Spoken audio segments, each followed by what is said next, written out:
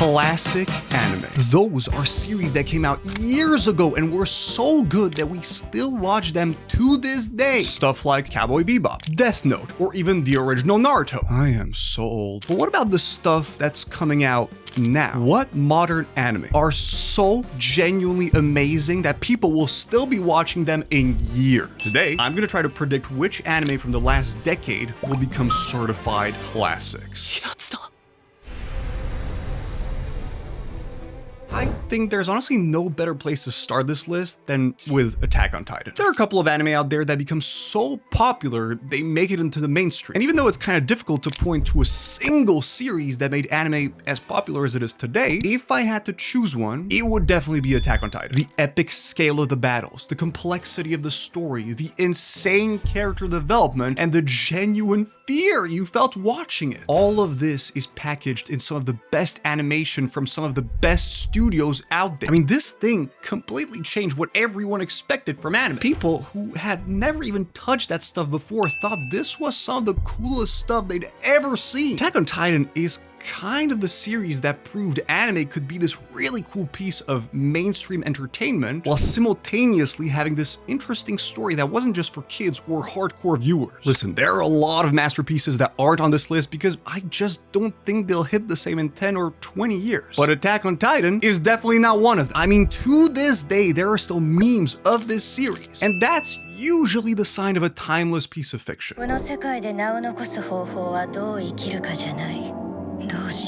Apart from being a generational banger, Cyberpunk Edgerunners also did something that I had never seen before. The thing you need to know about this anime is that it was an adaptation of the Cyberpunk 2077 video game. And trust me, when this game came out, it was full of bugs, it didn't work, and people just kinda hated it. But then, the creators decided to turn this world into an anime, and bam, people loved it. It was so good that everyone kinda forgot about the failure of the game, which gave the studio enough time to work on it and turn it into the Cyberpunk 2077 we know today, which is apparently amazing. But apart from, having this amazing, beautiful story about the creation, Cyberpunk Edgerunners was also beautiful in every possible way. What really set it apart is how emotionally powerful it became in just, 10 episodes. More than most anime out there can do in hundreds. It won Anime of the Year, which makes it sorta hard not to put it on this list. But let's be honest, saying that it wasn't incredible would just be kind of cap.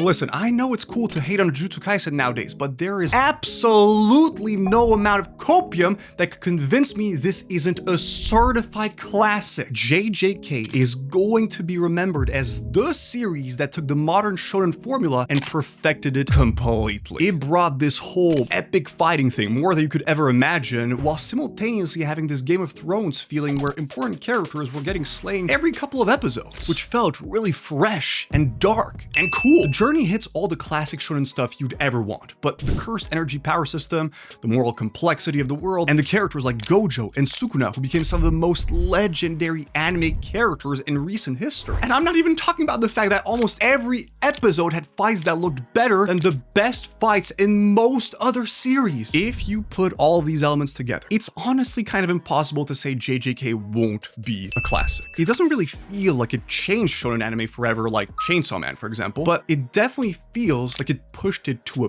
peak. And just so you know, this series has 2 seasons, and both of the seasons won Anime of the Year. So sports is a massive category within anime, and Haikyuu is basically the series that took this genre and perfected it. It took a pretty niche sport and somehow made it feel like the most epic thing ever. I mean, to this day, there are still a ton of videos of people talking about these inspirational Haikyuu moments. Even I started playing volleyball because of freaking Haikyuu. When a fictional sports anime genuinely inspires people to go out and play the actual sport in real life, you know you've achieved something truly special. This series gave awesome development to literally dozens of characters and multiple teams without any of them feeling like some random background character. Each character had their own personal motivations, their own fears, their own growth arc that mattered, which created this incredibly rich cast that made every single match feel very important. Honestly, I think there's a solid 100% chance that you would find at least one of these characters super relatable, even if you don't play any any kind of sport. I strongly believe this is and will be the sports anime to dethrone for a long time. You might think it's generic, you might think it's boring, you might even think it's bad. But when Demon Slayer first came out, it felt like anime suddenly went into this whole new world of popularity. I mean, if you know people that don't like anime that much and they've maybe watched like one anime or something, there's a solid chance it was Demon Slayer. It became this massive series internationally in ways that most anime never even come close to. And honestly, I think Demon Slayer is great, but I'm not gonna lie, the biggest reason it's going to be a classic is the animation. And that's fine. The fact is, this thing completely annihilated animation standards for the entire industry. There have always been beautiful looking anime with incredible animation, but Demon Slayer just pushed the boundary so much and forced everyone else to step up their game. Without exaggeration, every single episode felt like a movie. I mean, even the last season, which is pretty much a bunch of nothing, looks like a movie. And you can truly see the impact it's had. In terms of animation, there was a before Demon Slayer, and now there is an after Demon Slayer. Frieren is the highest rated anime of all time. So... No, I'm kidding. I mean, Frieren is the highest rated anime of all time, but that's not the reason it's going to be a classic. Anime has pretty much always been dominated by these epic series where people fight and, you know, there are adventures and there's always just something happening. But sometimes you'll get these calmer series here and there that usually don't do that well, except for Frieren. The full title of the series is actually Frieren Beyond Journey's End. And that's because it takes place after the journey has already ended, after the big adventure where the characters, you know, beat the big boss. Frieren has this slower approach to storytelling that shouldn't have worked, but it absolutely did. The series actually took its time to let moments breathe and to explore everyday stuff. It wasn't slow just to be different, it was done on purpose, to give you a completely different experience from anything out there. Honestly, if I describe this to someone, they'd probably think it sounds extremely boring, until they actually put it on and realize that every single thing about it is perfect and their eyes are freaking glued to the screen. It's not always flashy or spectacular or epic, but Frieren is undeniably a classic. I want to be very, very clear here. I am talking about The Promised Neverland Season 1, not Season 2. Season 1 only! I can't really reveal what it's about, but I remember watching the first episode and just not being able to stop after that. Every twist was unexpected. Every jump scare was freaking terrifying. Every character was interesting. I'm honestly not the biggest fan of horror in general. I'm one of those people that will watch a scary movie and literally think about it for weeks. But The Promised Neverland Season 1 is absolutely something I would rewatch. It was a masterclass that proved anime could deliver some incredible psychological thrillers. It created genuine tension and dread in ways that only some rare anime like Attack on Titan managed to. What made The Promised Neverland Season 1 genuinely special was its absolutely perfect control over pacing and how much information it gave you. It knew exactly when to drop important details, when to hold back, and when to deliver those shocking revelations that completely changed everything you thought you understood. If you're even a little bit kind of interested in thrillers or horror, watch it right now. This series is such a good way of getting into anime if you're interested in those genres, and it's definitely a classic in the making. The venom from it won't hurt us if we eat it. Fantasy and cooking, a weird combination that somehow works, and I don't know why. Delicious in Dungeon is an anime that grabbed two completely different genres and somehow fused them together so well that it created something genuinely unique and absolutely delicious. It approached fantasy world building by asking these questions that we always think about, but we never really get a reply to. How do adventurers actually survive in these dangerous places? What does the ecosystem of a dungeon look like? It's funny, epic, scary, but most importantly, it is such a feel-good series. You can put this on whenever you're feeling a bit down or just chilling, and it will instantly bring a smile to your face. Delicious in Dungeon is the kind of anime that absolutely anyone can enjoy. And because of that, it's going to be remembered for a long time.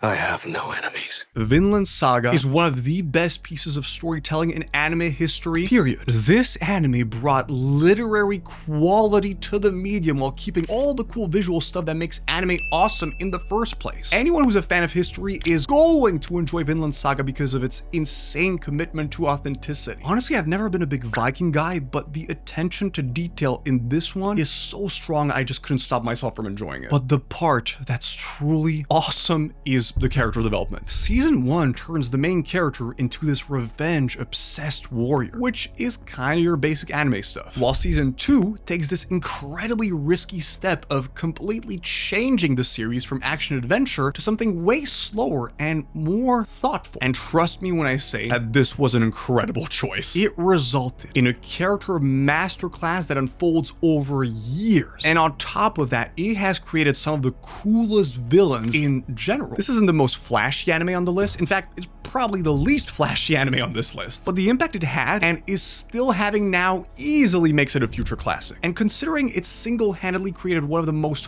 wholesome trends with the "I have no enemies" line, I would say that's a pretty strong sign of how much impact it's going to have. When I watched Mob Psycho 100, I definitely didn't think of it as anything special. Kind of like Vinland Saga, it's way more low-key than all the other series on this list. But as I kept watching, it became pretty obvious just how much love and passion went into making this. The manga was originally drawn by one who's this amazing author with a very unusual art style. But when Studio Bones adapted his manga, instead of changing how it looked, they decided to go with this super simple style. And it just works. This series throws absolutely everything at you, from completely sketching looking sequences to beautifully animated fights to hilarious comedy moments. And it balances all of these things extremely well. Again, it's way more low-key than all the series here, but I still think that you'll have an awesome time watching it. It has this timeless quality of an anime you'll still be able to appreciate in 20 years and think, huh, that was pretty cool. It's simple, it's short, it's versatile, a future classic. Bleach is an anime that actually ended almost 15 years ago after adapting approximately 2/3 of the manga. But after all this time, we were finally blessed with a new series, and trust me, the wait was so worth it. Listen, there's a reason every single episode has the ratings it has. It's because there is such an incredibly absurd amount of effort put into each one of them. You can just tell that the people who made this have a deep respect for the source material. They removed all the bad stuff from the original series and added way more of what made it amazing in the first place. Those intense action sequences and the memorable characters. And they did all that while updating the entire presentation for modern audiences. This anime somehow managed to deliver on literally decades of anticipation while somehow exceeding the expectations that hardcore fans had for years. Bleach: Thousand Year Blood War is one of the most successful anime comebacks in history. The original series is a classic now, and this new series will absolutely be a classic later. Chainsaw Man didn't have the mainstream impact of Demon Slayer or Attack on Titan, but it was pretty freaking close. This series took shonen tropes and completely destroyed them while simultaneously delivering all the chaotic insanity that makes this genre amazing. In that sense, I think that both Jujutsu Kaisen and Chainsaw Man perfected battle anime, but if I had to choose which of these two went in a more original direction, it would have to be Chainsaw Man. The cherry on the top was how MAPPA's animation brought Tatsuki Fujimoto's completely unique manga to life with his more cinematic style, a style that's slowly becoming the standard for a lot of anime. But what really pushes Chainsaw Man into future classic territory is how it was the start of this entire generation of new anime. I think it's kind of the reason a lot of series are going into this more mature and dark direction instead of the stuff we used to see like 10, 20 years ago. Listen, Chainsaw Man is not my favorite thing at all, but without exaggerating, it feels like a revolutionary series. I'm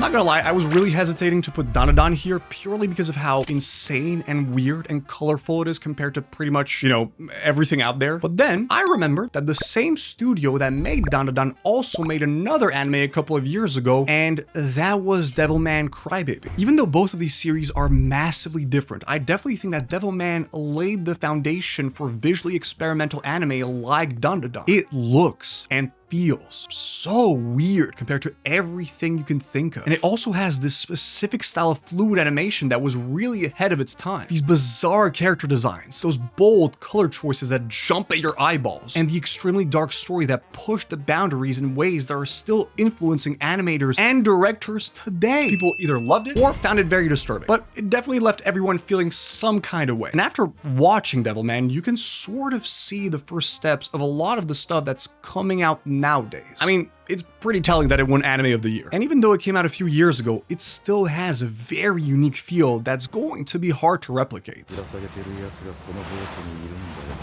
And finally, I do not think there is a better place to end than with One Piece. In my eyes, the original anime is already a classic, but I genuinely think that we'll look back at this period of One Piece in like 10 years and also think of it as a classic. I mean, if it's over by then? I have no idea, honestly. It could be 20 more years, 30 more years. Oh my gosh, am I gonna be alive when One Piece is over? It's the perfect example of an anime that didn't just rely on its hardcore fans and nostalgia to stay relevant. This thing has been going on for over 1,000 episodes, and it has somehow managed to integrate every single thing that has made modern anime awesome-tacular. I know a lot of people are saying that One Piece is slowly getting worse and worse, but I just have to disagree. One Piece has genuinely maintained excellence over an impossible period of time. Even though the series still has terrible pacing issues, they've managed to adapt it to modern audiences. And they've turned it into something that could easily compete against stuff that's been coming out in the last couple of years. I mean, the fact that I can talk to someone who started watching One Piece like 20 years ago and we can nerd out about an episode that came out like last week or something. I mean, if there's a sign of a classic, that's it, you know? Those are the modern anime that I'm absolutely convinced will be remembered in 10, 20, 30 years from now. When people ask what anime actually defined the 2010s, 2020s, these are the series we're going to remember. And I'll be standing there with my white hair saying stuff like, you know, "Ah, yes, that was a great time for anime."